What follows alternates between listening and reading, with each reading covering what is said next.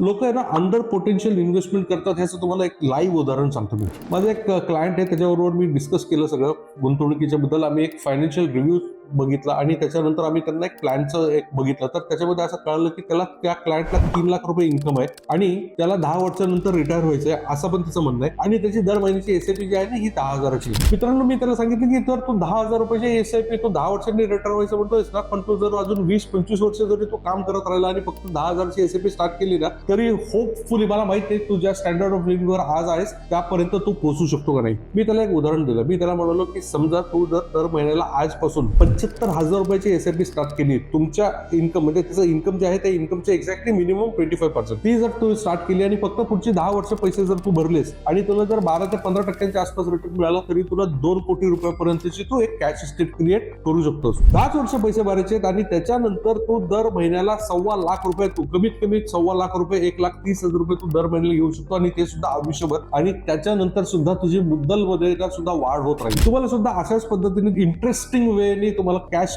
Create करायची असेल, cash asset create करायचे असेल, तर स्टार्ट इन्व्हेस्टिंग असं या व्हिडिओला कमेंट करा. दिलेल्या नंबरवर सुद्धा तुम्ही संपर्क साधू शकता.